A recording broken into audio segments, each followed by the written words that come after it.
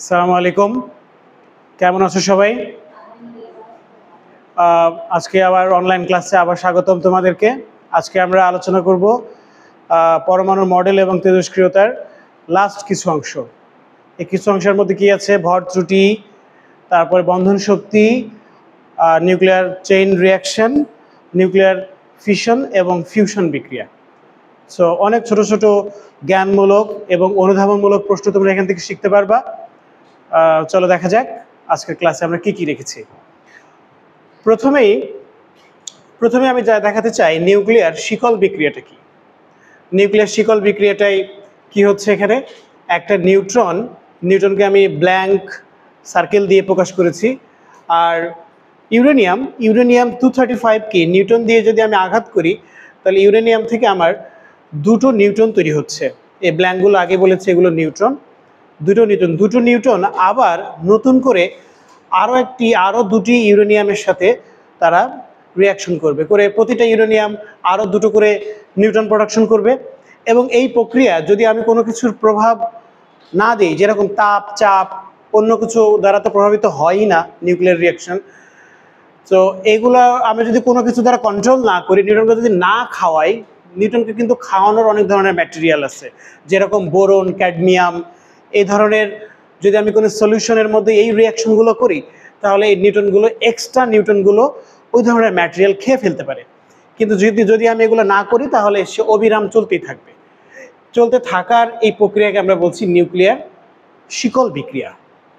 এই শিকল বিক্রিয়া আবার আমি বলতে পারি নিউক্লিয়ার ফিশন বিক্রিয়াও কিন্তু একটা শিকল বিক্রিয়ার একটা অংশ।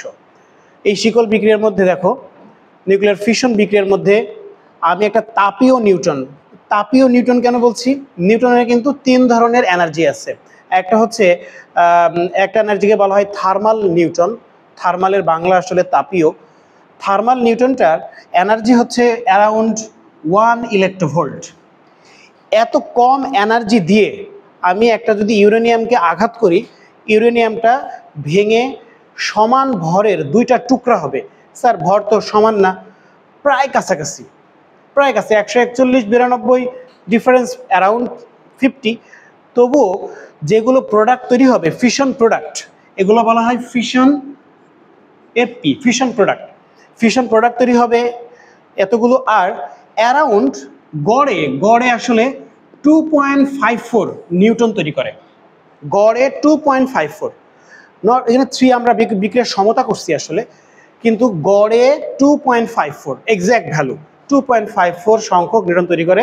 আর প্রতি ফিশনে 200 মেগা ইলেকট্রোভোল্ট এনার্জি প্রোডাকশন করে প্রতি ফিশনে। তার মানে যতবার নিউটন আঘাত করবে ইউরেনিয়ামকে, ততবার 200 মেগা ইলেকট্রোভোল্ট এনার্জি তৈরি করবে। এটা হচ্ছে নিউক্লিয়ার ফিশন বিক্রিয়া। তাহলে ফিশন বিক্রিয়া কাকে বলে? যেখানে একটা বড় বা ভারী পরমাণুর নিউক্লিয়াস ভেঙে প্রায় সমান ভরের দুইটা তোমার প্রোডাক্ট তৈরি করে, সাথে কিছু নিউটন তৈরি করে, এবং প্রতিবার 200 মেগা ইলেকট্রোভোল্ট এনার্জি তৈরি করে। এ ধরনের বিক্রিয়াকে বলা হয় নিউক্লিয়ার ফিশন বিক্রিয়া। এই বিক্রিয়ার মাধ্যমে আমাদের নিউক্লিয়ার চুল্লি চলে। এই নিউক্লিয়ার চুল্লিতে বা নিউক্লিয়ার রিঅ্যাক্টরের মধ্যে এই ধরনের রিয়াকশনগুলো ঘটানো হয়। একইভাবে নিউক্লিয়ার ফিশন বিক্রিয়া কিন্তু সূর্যে ঘটে। সূর্যের বিক্রিয়া কিন্তু নিউক্লিয়ার ফিশন বিক্রিয়া।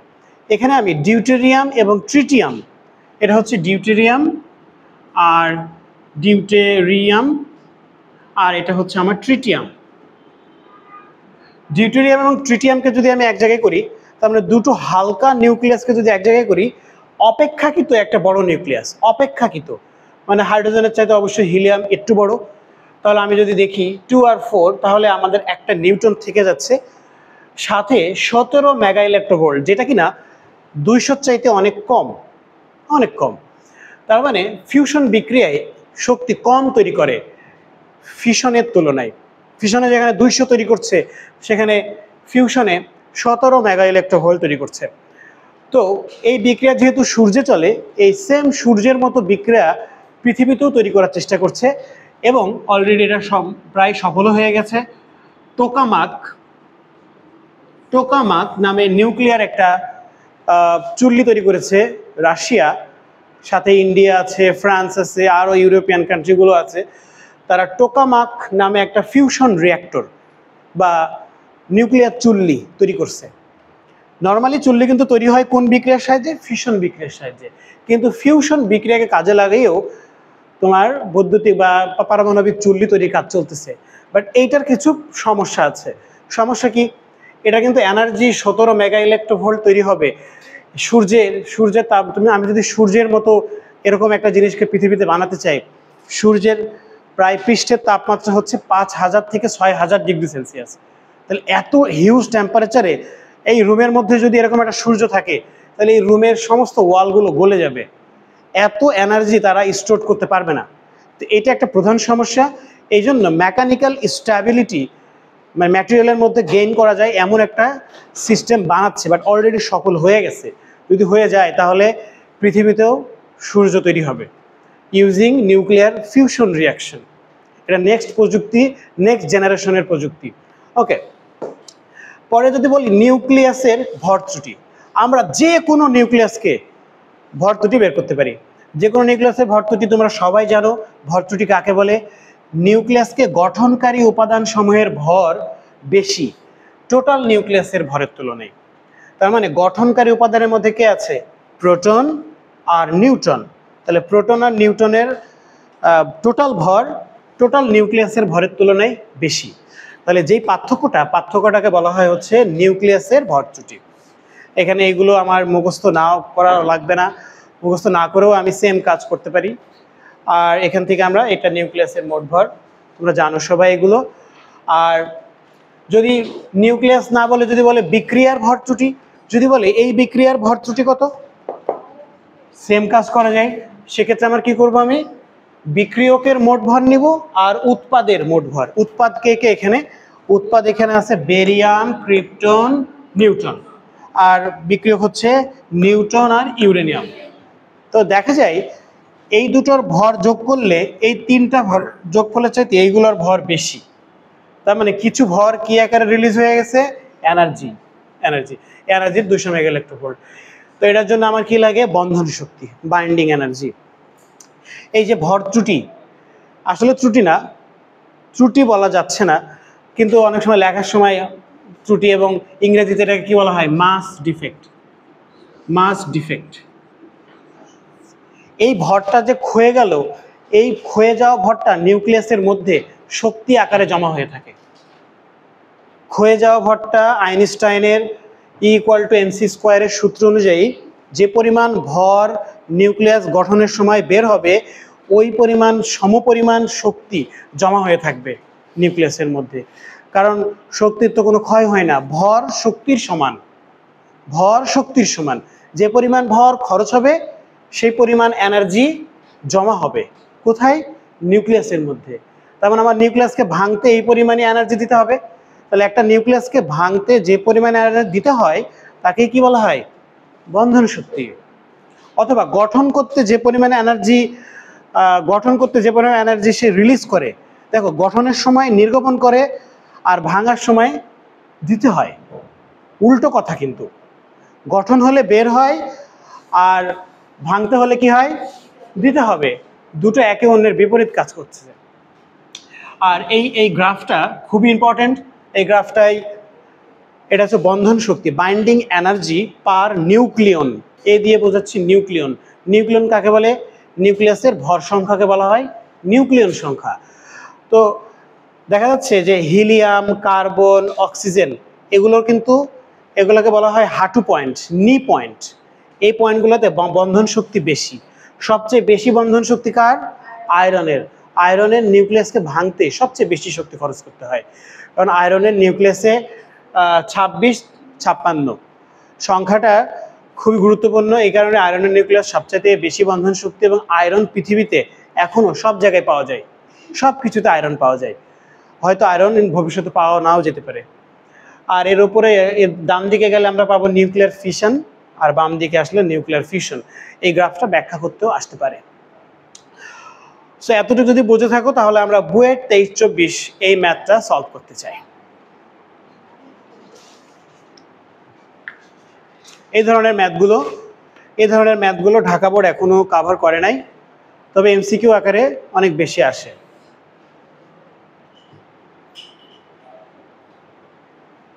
ওকে, আমি এটা মুছে দেই, আমি বামেরটা মুছি।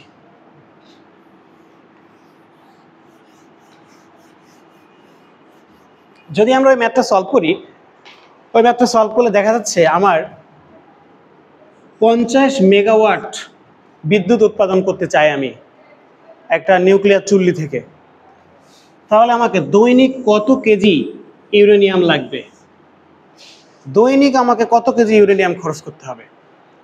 তাহলে আমাকে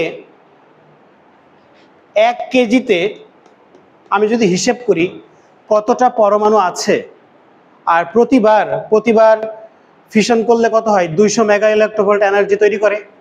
তাহলে আমি যদি ওই প্রশ্নটার সলিউশন করি, আমি বলতে পারি 1 কেজিতে পরমাণুর সংখ্যা,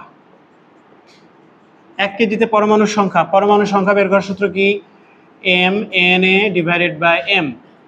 এখানে mটা কি, 1 কেজি। ওকে, আর আণবিক ভর, কার আণবিক ভর, ইউরেনিয়ামের অবশ্যই 235 এত গ্রাম। আর 1 কেজি সমান কত গ্রাম, 1000 গ্রাম। ওকে, সবগুলো গ্রামে কনভার্ট করে নিচ্ছি। আর Na হচ্ছে আমার অ্যাভোগাড্রোর সংখ্যা 0.6.023 10 টু দি পাওয়ার 23 এতটি। তাহলে এই সব ভ্যালুগুলো যদি আমি এখানে বসাই, 1000, 6.023 10 টু দি পাওয়ার 23 আর এটা 235, তাহলে এটা ক্যালকুলেশন করলে আসে 2.56 10 টু দি পাওয়ার 24 এতটি পরমাণু।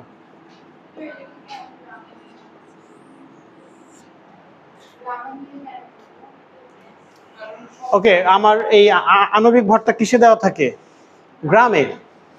তাহলে আমার তো কেজিতে বলেছে, আমার এটা কেজি থেকে গ্রামে কনভার্ট করে নিলাম। এই যে এনটা কি, প্রতি মোলের জন্য। না, অবশ্যই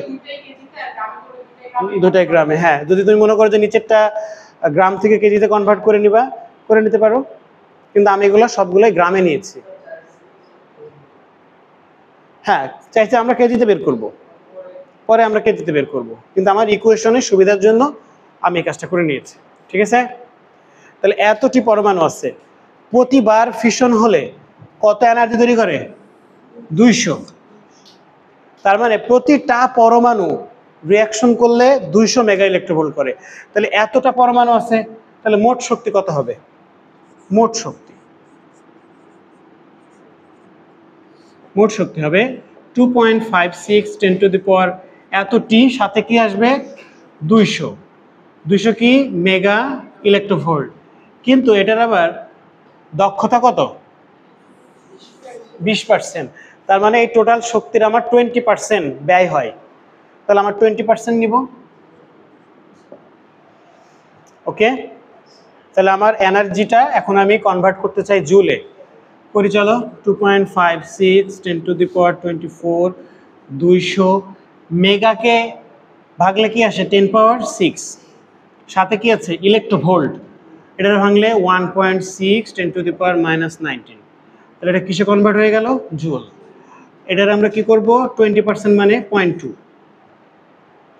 এটার ভ্যালু কত আসে দেখে নিতে পারো, 1.64 10 টু দি পাওয়ার 13 এত জুল। এটা তোমার এনার্জি আকারে দিতে পারো, এত এনার্জি আমার ব্যয় হয়।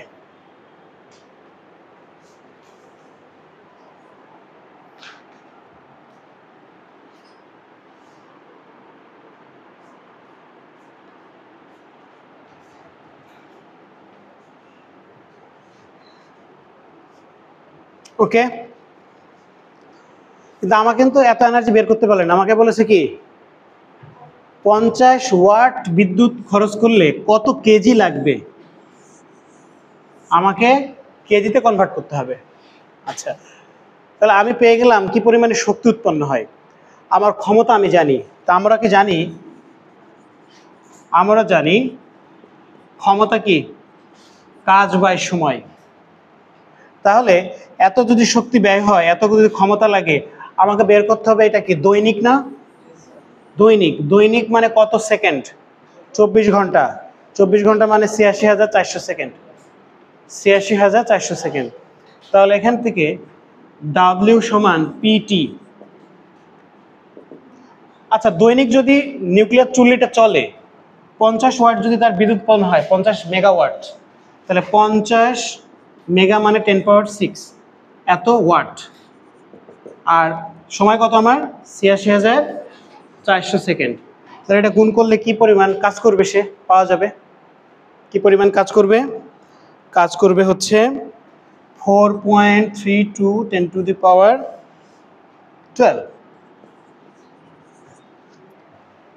দৈনিক যদি 50 ওয়াট বিদ্যুৎ উৎপন্ন করতে হয়, তাহলে এত জুল কাজ করতে হবে ওই বৈদ্যুতিক চুল্লিটাকে। কিন্তু তার দক্ষতা কত? 20%। সে কত এনার্জি খরচ করতে পারে? 1.64 মানে এত সে উৎপন্ন করতে পারে। দক্ষতা তার কিন্তু 20%। এত উৎপন্ন করতে পারে, কিন্তু 50 ওয়াটের জন্য এত লাগবে। তাহলে আমার কত কেজি ইউরেনিয়াম হতে হবে? এই দুটোর রেশিও করলে আমি পেয়ে যাব, এই দুটোর অনুপাত করলে আমি পেয়ে যাব।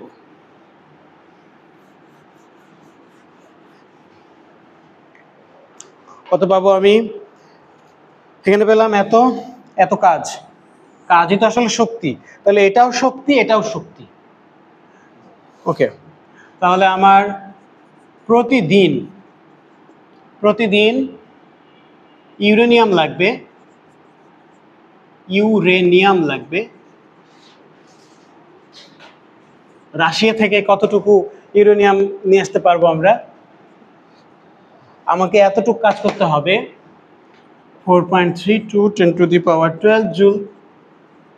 আর আমার চুল্লিটা আসলে কাজ করে এতটুকু, 1.64 10^13 এত জুল। তাহলে জুল জুল বাদ গেলে এটা ভাগ করলে আসে, এটা কিন্তু কেজিতে আসবে, এত কেজি, 0.2634 কেজি। তাহলে প্রতিদিন এত কেজি লাগবে। যদি আমি গ্রামে কনভার্ট করি, আমি জাস্ট শুধু 1000 দিয়ে গুণ দিয়ে দিলে 263.4 গ্রাম।